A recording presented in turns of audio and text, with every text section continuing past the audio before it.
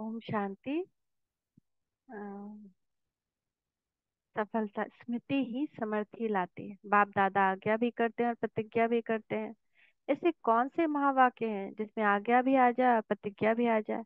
ऐसे महावाक्य याद आते हैं जिसमें आज्ञा प्रतिज्ञा भी आ जाए? ऐसे बहुत महावाक्य हैं, लंबी लिस्ट है इनकी। लेकिन टेम्पटेशन के महावाक्य हैं कि एक कदम आप उठाओ तो 1000 कदम बाप दादा आगे आएंगे, ना कि 10 कदम।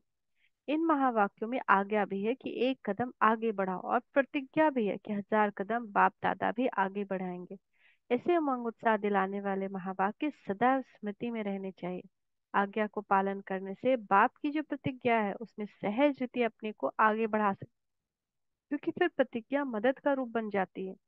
एक अपनी हिम्मत, दूसरी मदद, जब दोनों मिल जाते हैं तो सहज हो जाता है। इसलिए ऐसे ऐसे महावाक्य सदैव स्मृति में रहने चाहिए।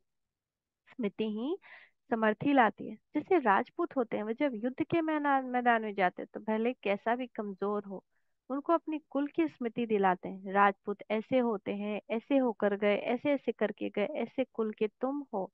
यह स्मृति दिलाने से उनमें समर्थी आती है। सिर्फ कुल की महिमा सुनते सुनते स्वयं भी ऐसे महान बन जाते हैं। इस रीति आप सूर्यवंशी हो। वो सूर्यवंशी राज्य वाले क्या थे जिसे राज्य किया, और किस शक्ति के आधार पर ऐसा राज्य किया? वह स्मृति और साथ साथ अब संगम कुल युग के ईश्वरीय कुल की स्मृति। अगर ये दोनों ही स्मृति बुद्धि में आ जाए तो फिर समर्थी आ जाती है, जिस समर्थी से फिर माया का सामना करना सरल हो जाता है। सिर्फ स्मृति के आधार से तो भल तो हर कार्य में सफलता प्राप्त करने के लिए साधन, क्या साधन हुआ? स्मृति से पहले अपने अंदर समर्थी को ले आओ, फिर कार्य करो। तो भला भले कैसा भी कमजोर होगा, लेकिन स्मृति के आधार से उस समय के लिए उसमें समर्थी आ जाएगी। भल पहले वह अपने उस कार्य के योग्य न समझते होंगे, लेकिन स्मृति से वह अपने को योग्य देखकर आगे के लिए उमंग उत्साह में आएंगे। तो सर्व कार्य करने के पहले स्मृति रखो, ईश्वरीय कुल और भविष्य की। दोनों ही स्मृति आने से कभी भी निर्बलता नहीं आ सकती। निर्बलता नहीं तो सफलता भी नहीं। असफलता का कारण ही है निर्बलता। जब स्मृति में समर्थी को लाएंगे तो निर्बलता अर्थात कमजोरी समाप्त, असफलता हो नहीं सकती। तो सदा सफलता मूर्त बनने के लिए अपनी स्मृति को शक्तिशाली बनाओ, फिर स्वयं ही वह स्वरूप बन जाएंगे। जैसी जैसी स्मृति रहेगी वैसा स्वरूप अपने को महसूस करेंगे। स्मृति होगी कि मैं शक्ति हूँ, मैं शिव शक्ति हूँ, तो शक्ति स्वरूप बन करके सामना करेंगे।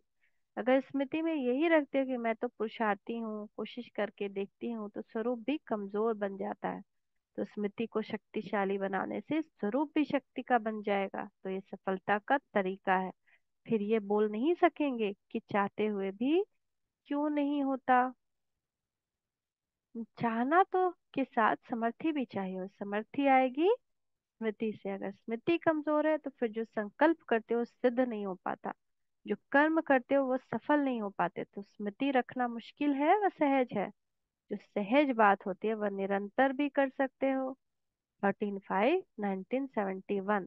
तो पूरे दिन अपनी ये स्मृति जगाए कि मैं कौन। बार बार पूछें, मैं मास्टर सर्वशक्तिमान, master almighty authority, master God Shiva Shakti हूँ। तो मेरे लिए कुछ भी असंभव नहीं है। Thank you Baba, thank you. Om Shanti, Om Shanti, Om Shanti.